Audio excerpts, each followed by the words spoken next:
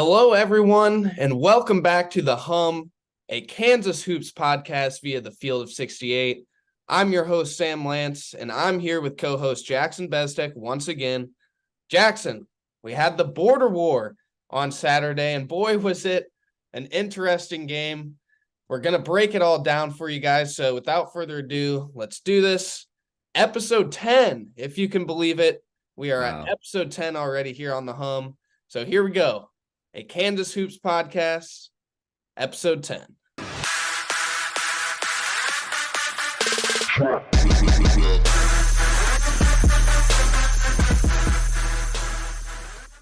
All right, Jackson, we got a final score of 73-64.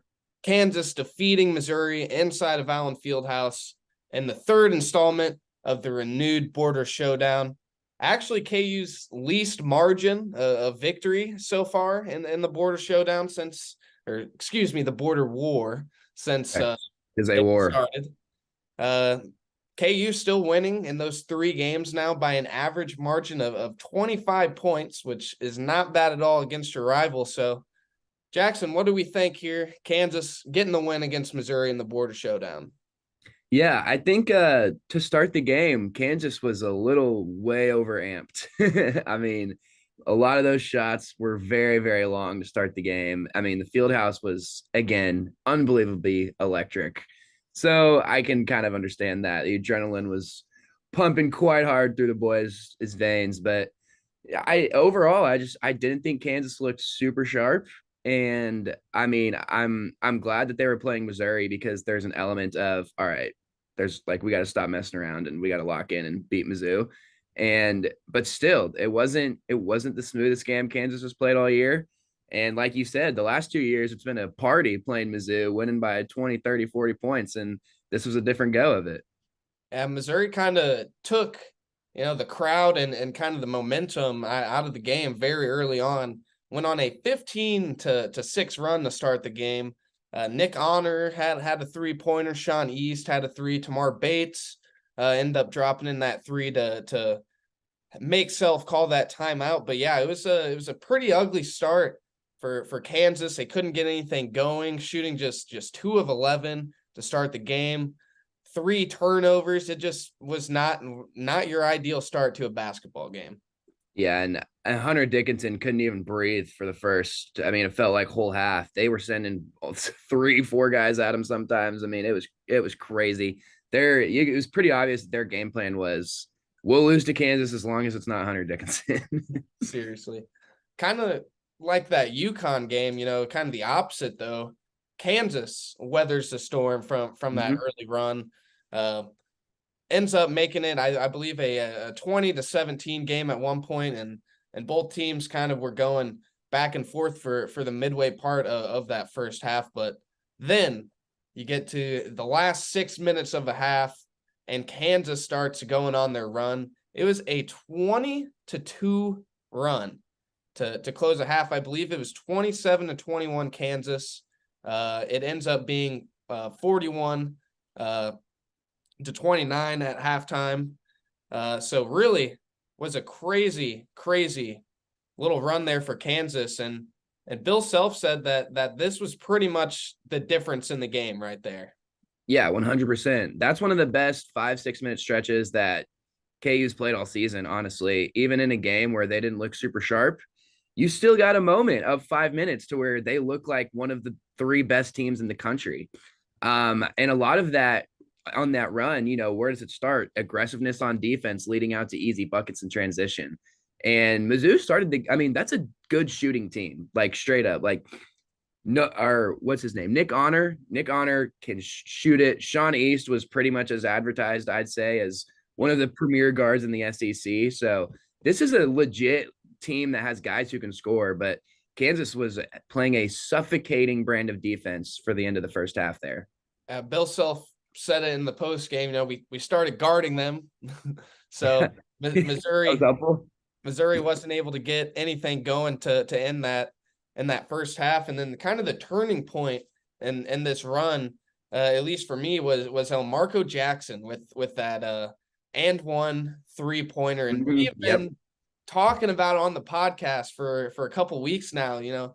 Marco keeps getting these open looks, and he's right there. He just Yeah. hasn't been able to get one to fall. He finally gets one to fall, and it was a big shot because it gave Kansas some momentum, and it gave Kansas their first lead besides whenever Marco Jackson put them up to start the game 2-0 with those free Right. throws. So Marco 2 times in that first half gives KU the lead. Pretty cool to see. I thought he played pretty well. He was, I mean, at least to start kind of the first few minutes of the game, he seemed to be the only guy really being aggressive and trying to get anything going, penetrating the ball. And so that was good to see. After he hits that three, he had a huge smile on his face. You could just tell that everybody kind of collectively, oh, there we go. Attaboy, Marco. Way to knock one down. It was kind of a collective. Everyone was super happy to see one go through for El Marco. And hopefully that is not the last big three he makes in the next coming months. It won't be, Jackson. It won't be. And that three gives Kansas a 31-29 lead in that first half. So it was a big shot, big momentum changer for Kansas. And Kansas, that run that they started in that first half extended out into the second half. At one point, Missouri had made just 2 of its last 15 field goals, and Kansas was able to stretch the lead to 52-36, outscoring Missouri 25-7 in that span from about 4:26 in the first half to this point where it was 52-36. So it really looked like Kansas takes control of the game here, right? Another one of those, all right, Kansas played well. The game has hit, a point where it's pretty much over. And a lot of times this year, that's where Kansas has kind of fallen apart a little bit. And once again, it happens. Connor Vanover starts cooking Kansas a little bit. He played a lot of minutes. He played a lot more than I thought he would. I mean, our friend Jaden told us about that. He was like, he thinks Conover's going to get in to at least put a body on Hunter. And I honestly thought he did pretty well on both ends of the ball. I mean, it's hard not to watch when he's out there and just be like, that guy is massive. My goodness, he is so big. I think Mizzou, like I said, that's a good offensive team. So they were due to start hitting a couple of shots. But I also think Kansas has a weird issue when they are leading in the second half of games. I think this is an early season thing, but there's kind of a little bit of a gas pedal problem where Kansas, they can go on one big run, right?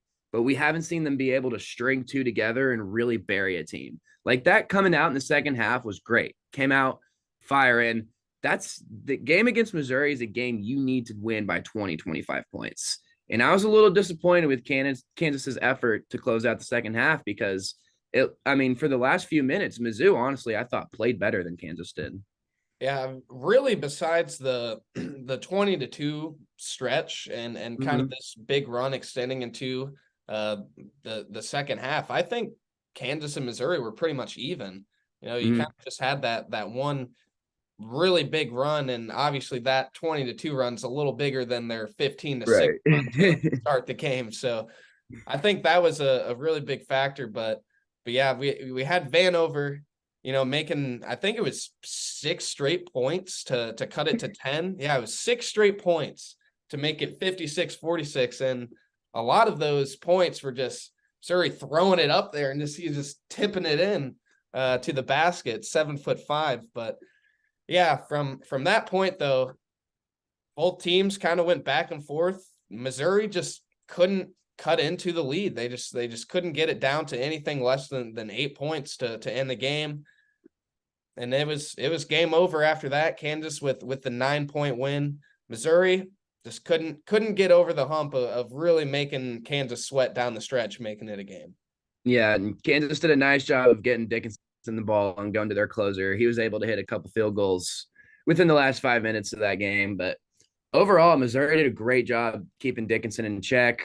We'll talk about McCullough in a little bit, but I thought he did really good. Saving grace for Kansas is KJ Adams. I mean, without his energy in the second half, I honestly, I'm a little worried about how that game would have ended. And obviously, he was such a massive part of the 20-2 run to, put Kansas ahead in the first half. And then in the second half, I'm telling you, man, like it it seems like sometimes we only have one guy out there who wants to play, and he is always KJ Adams every single time. Yeah, so let's kind of dive into KJ's game a Good. little bit here.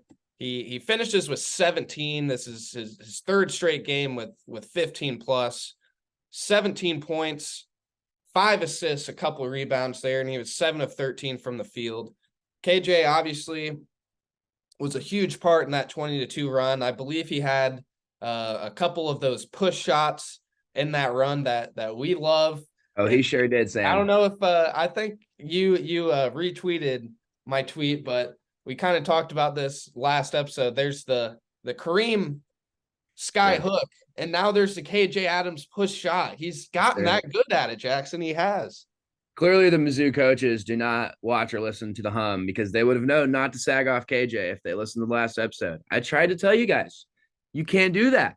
KJ was torching them on that, not even the push shot. I think he had 2 or 3 of those, but you got to stop giving him the ball 10 to 12 feet away from the basket because he's been such a great facilitator this year, too. And he's been able to play make really out of that spot because you're giving him so much space.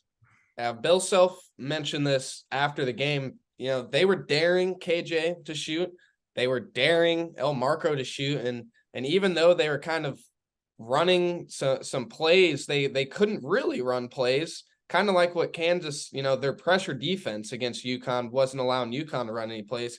Kansas couldn't really run anything just because Missouri wasn't guarding their actions. But yeah, KJ Adams, man, if you give this guy a running start at the rim, he's going to make it probably 70% of the time. And if you look at his field goal percentage, that's what he's shooting. So I'm with you, Jackson. I really don't get it.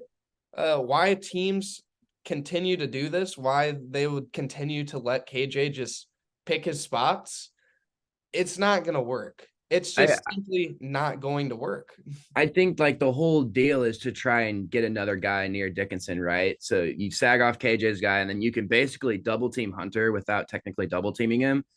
But keep letting KJ beat you. Like he's good enough to absolutely beat you. He's just getting kind of disrespected in this whole ordeal in this Kansas offense that everybody's so focused on McCullough and Dickinson that okay, at this point in the season, the field goal percentage is legit. The 15, 16 points a game he's been averaging lately, that's legit at this point. He's legitimately an offensive threat. And like Bill said, they neutralized Hunter and they did a decent job of that. Hunter is way too good. If you neutralize him, somebody else is going to have a game. And KJ was, again, massively efficient and I thought did a great job. If you think about it from another team's point of view, who would you rather have beating you? Would you rather have Hunter Dickinson, beating you from the inside, or would you rather try to make a guy like KJ Adams try to beat you? Yep. So far they're making KJ do it, and he's doing it every time. So really good stuff to see from Kansas because this isn't going to stop, Jackson. I don't think so. Every single team is going to probably do this against Hunter Dickinson. I'd be curious to see what Indiana does having a good big and Khalil Ware, but yeah, KJ Adams stepping up. Bill Self said he's been probably the best player Kansas had the last 3 games or so, and I would agree. But one thing we haven't talked about yet, Jackson, is that block from KJ Adams. Yes. Holy hell, man.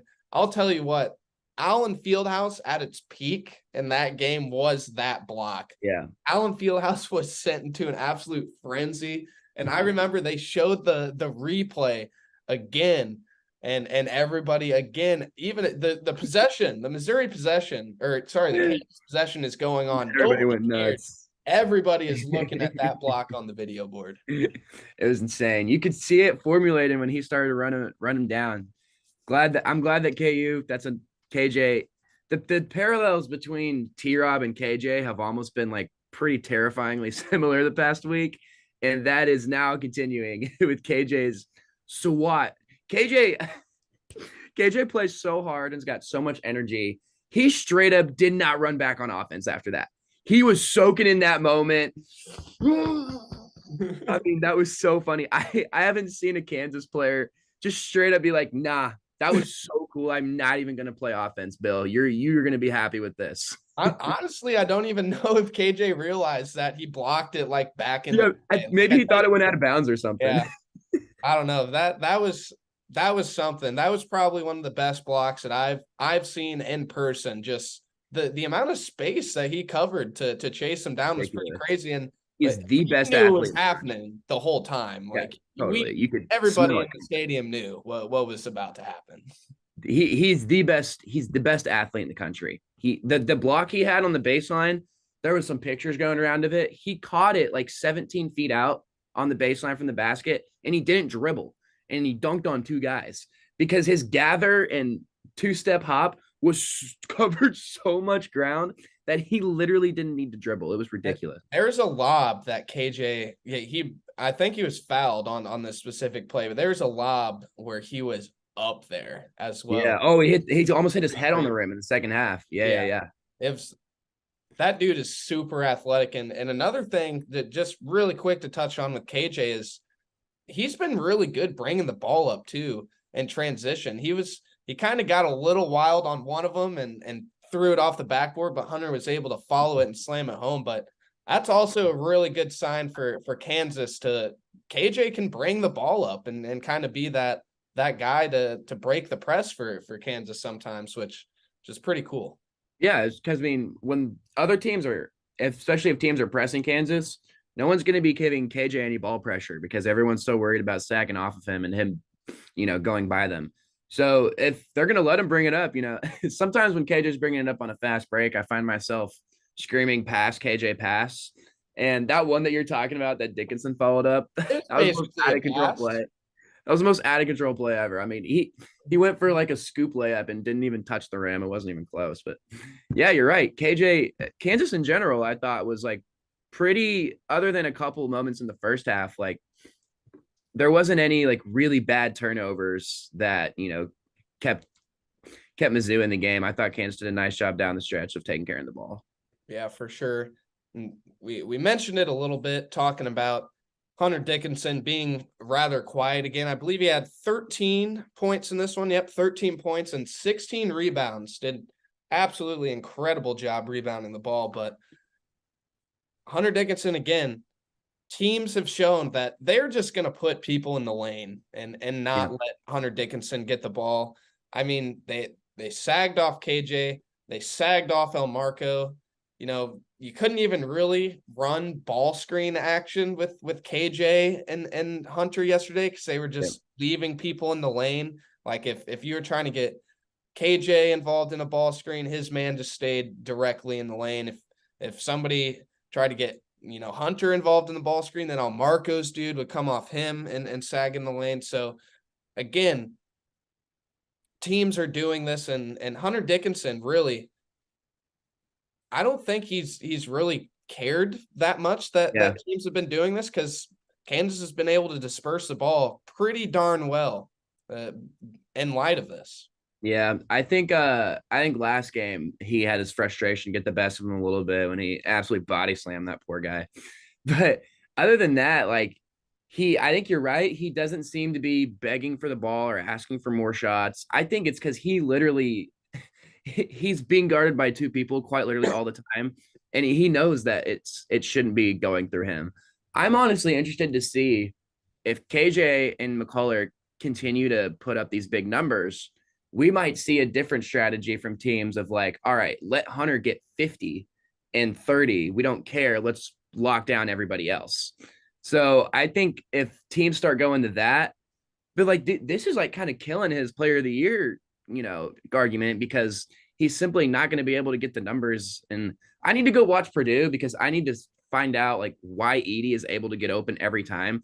Because they're 7'4", Jackson. I know, but they just can throw it to him. Like it doesn't matter. He can seal off his man and I feel like he's never double teamed. And I guess because Purdue has, real threats on the perimeter that can really kill you shooting. But it's weird watching Kansas. Mizzou makes the court feel so small when we're trying to run offense.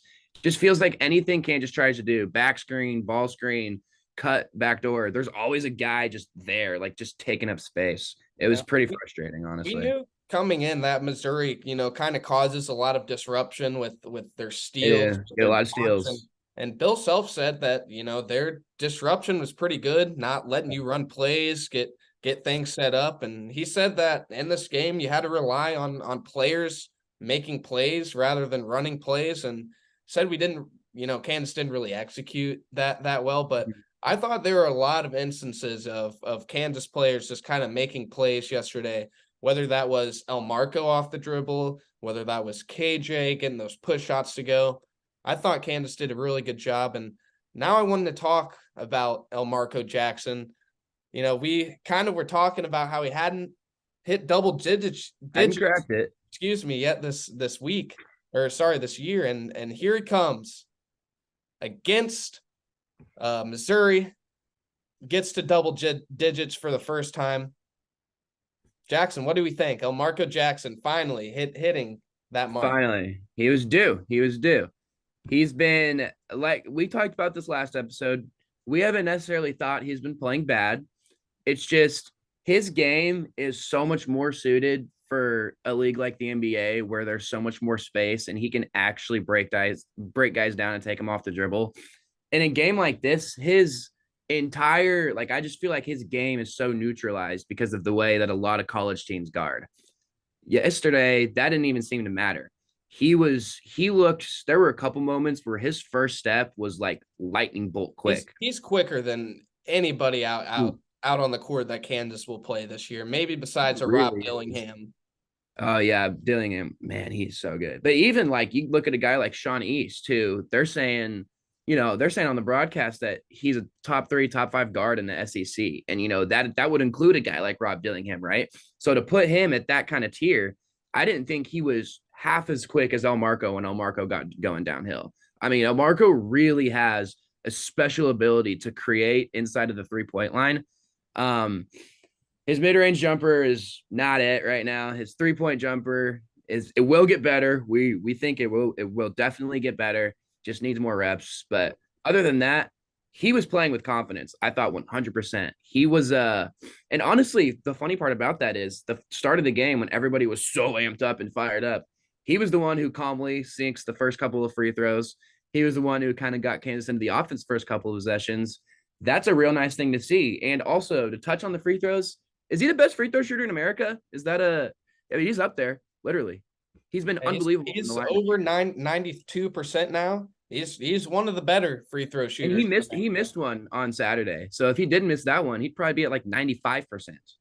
Yeah, he's been incredible from the line. And really, to me, it's just how comfortable Elmarko Jackson seems right now. He doesn't seem rushed at all. A lot of times early in the season, we'd see Elmarko get the ball and he'd kind of, try to make a quick play and maybe turn the ball over or just kind of really catching the ball and giving it up right away.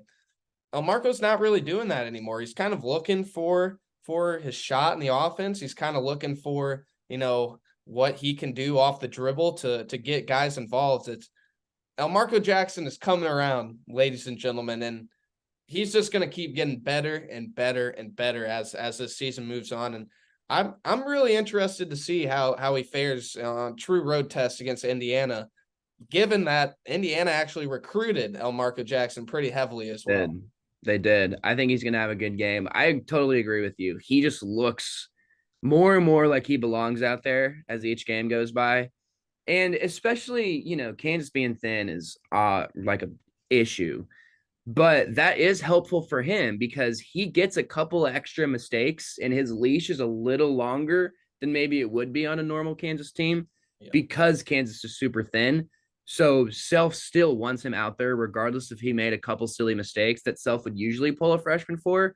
He's going to let Elmarko play these mistakes out. And I think so far that's been super, super good for Elmarko's progression. And now I kind of wanted to talk about that bench and how short it was again against Missouri. You had Jamari McDowell return in this one. Jamari McDowell played a decent amount of minutes, but off the bench for Kansas, you had Jamari 5 minutes, Parker Brown 5 minutes, Johnny Furphy 7 minutes, and Nick Timberlake 6 minutes. All of Kansas starters played 35 plus minutes besides Marco Jackson in this game, who's at 26. Pretty crazy, actually, looking at the box score. Marco Yeah. Jackson was plus 15, highest on Kansas in his 26 minutes. But the bench, once again, pretty short. Timberlake came in that first half, knocked down the three, but then, got beat on You defense forgot a his couple of times. turnover off the bottom of the rim. That was maybe one of the worst basketball plays I've ever seen. That was horrible. That Anyway. was rather interesting, but this is to me the reason why the bench has been pretty short and why Bill Self hasn't had a lot of trust in people. It's because defensively, Kansas severely drops off whenever they sub. I mean, if you go back and watch the game with Nick Timberlake and Johnny Furphy in the game, it was very, very clear what Missouri was trying to do. They were trying to run action to where they got one of their guys, either Nick Honors, Sean East. They wanted to get them one-on-one with Furphy and Nick Timberlake and just go right at them. And that's what they did while they were in the game, and that's why Bill Self couldn't keep them in the game. Yeah, I mean, Furphy picked up those 3 fouls, which also, didn't help Furphy trying to stay in there. But what do we think, Jackson, of this? It's evident. It's obvious. When you're watching, you can feel it.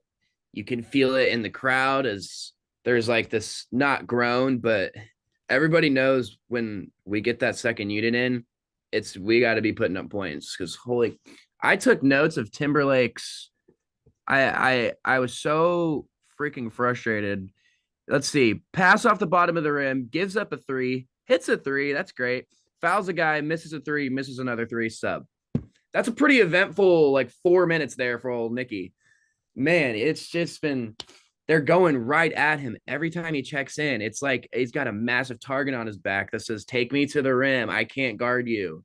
It's just been so brutal. And it was weird. Jamari, he didn't play the first half. It was the only sub that played the second half, I think. That was, I don't know. He's clearly still trying to figure it out. But shout out Parker Brown. Good minutes from PB. Like we said, low revenge game for Parker, and he came in and gave really good energetic minutes especially in a game when Hunter's kind of silent. Put in your other 5, everybody forgets about that he can jump out of the gym too. Yeah, Parker had that pretty cool block. He also had 4 points, one of which came on a lob on the fast break. So yeah, it was cool to see Parker. He was playing hard. He was playing really hard out there against Missouri. It was cool to see him kind of play well. But yeah, again, that bench, you kind of mentioned that second half. Timberlake didn't play in the second half. Parker Brown only had 3 minutes. It was Jamari who played the most minutes off the bench in the second half. And the reason why he was out there is, again, because Furphy or Nick Timberlake couldn't really guard anybody. And Bill Self had to go to somebody who could guard. But yeah, I mean, the bench, it's going to be short this year. It's concerning. It is concerning, but once you get to March, if Kansas can get to where it's that top 5, yep. Furphy, comes in and plays about 15 minutes, makes some shots. If Timberlake can come in just for 5 to 8 minutes and make some shots, that would be great. And then Parker to back up the 5. That's what Kansas. Nick, we're not asking for much, Nick. We're not asking for much. And just don't look like an idiot on defense and make a 3 every once in a while. That's what Kansas needs. Gosh, it's so little. It's all.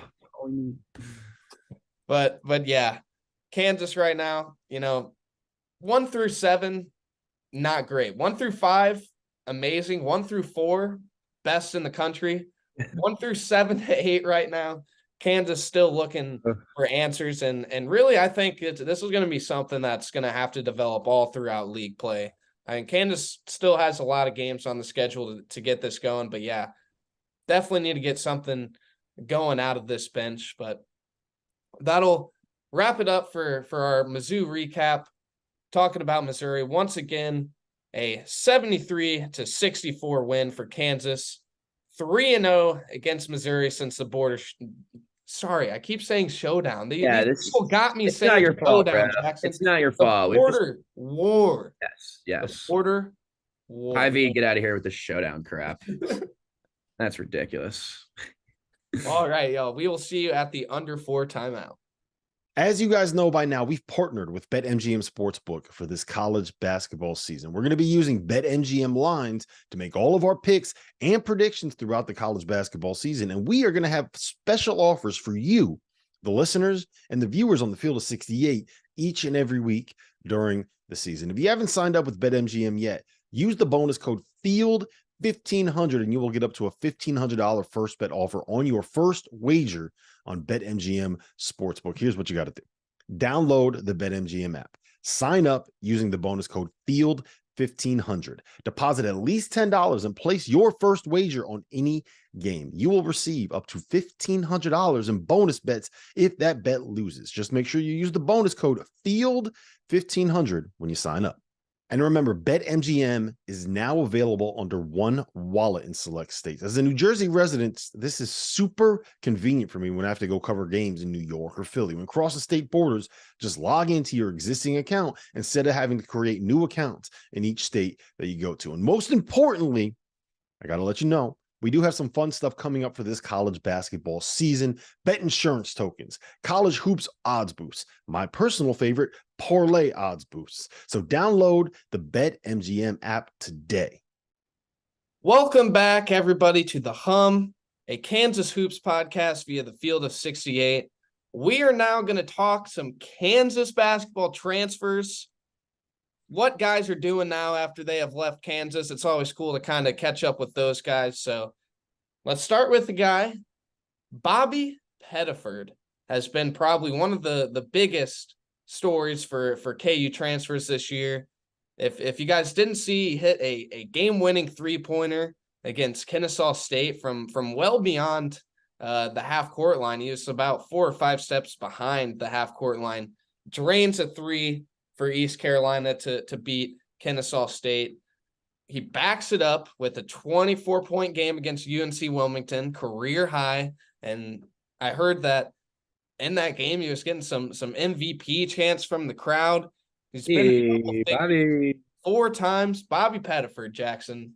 Bobby Pettiford. Dude, those 2 games, he's 7 of 12 from 3. And to Kansas fans listening, they're going to be like, no, he wasn't. I promise you, I'm looking right here. He was 4 for 7 and 3 for 5 in those 2 games when he's averaging 21 a game. Shout out for Bobby. He's been good. He's been pretty efficient from the field, which was kind of his whole thing here is like, can this guy even really like shoot and score the ball? But he's proved to do so this year. He's shooting like good volume. He shot double-digit shots in 4 games. So this Bobby Pettiford, he's gonna. I hope he transfers back into like a bigger program after East Carolina because he's averaging 10 on the year. Like he's been super good. Bill Self said that he was going to be a special player, kind of like a Frank Mason almost kind of comparison whenever he was coming in here. And, it didn't quite work out for Bobby here, was injured a lot of the time, but cool to see, man. Bobby Pettiford, MVP chance, knocking down game winners. It's awesome. And if you don't remember, Bobby Pettiford had a game winner for Kansas in that Maui Invitational on a putback a couple years ago. So Bobby has been doing pretty well, but another Kansas guard who hasn't really been hitting a stride is Joe Yesufu. He's hurt.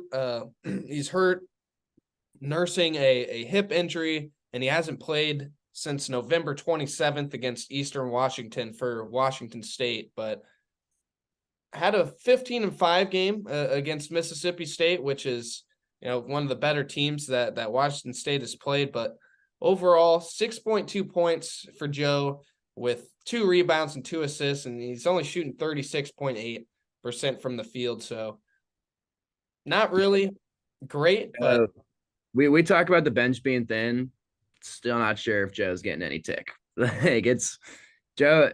Love Joe. Joe, yes, he has a couple pretty like kind of solid Kansas moments. That shot he hit against Arkansas in the tournament would have mattered a little bit if we didn't go on to lose that game. But yeah, Joe Midsafu has been just that so far. They got another Kansas guard and Kyle Cuff.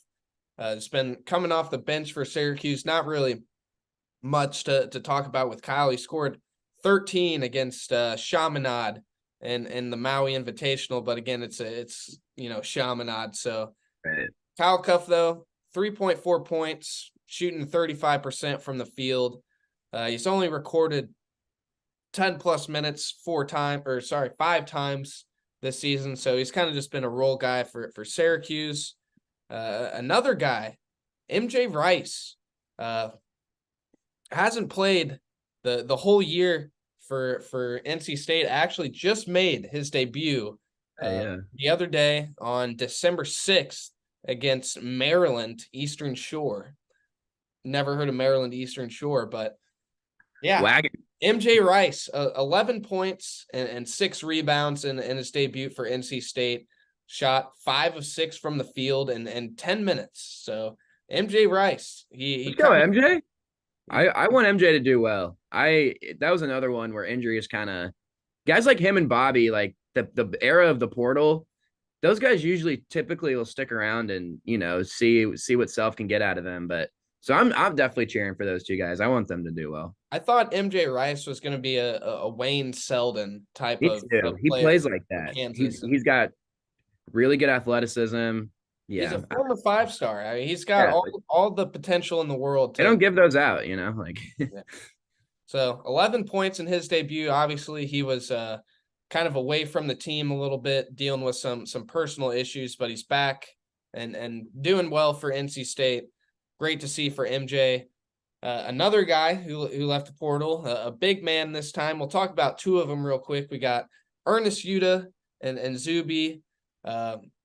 Ernest starts for TCU, but he's only made 4 field goals all year.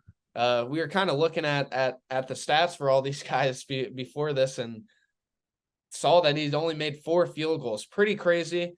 He starts for TCU, but he only plays like 15 minutes per game, which is kind of weird. I know TCU likes to play small and kind of really get out and run, but yeah, Ernest hasn't had really that much of an impact on TCU. The guy who's actually had a pretty good impact for St. John's is Zuby Ejiofor.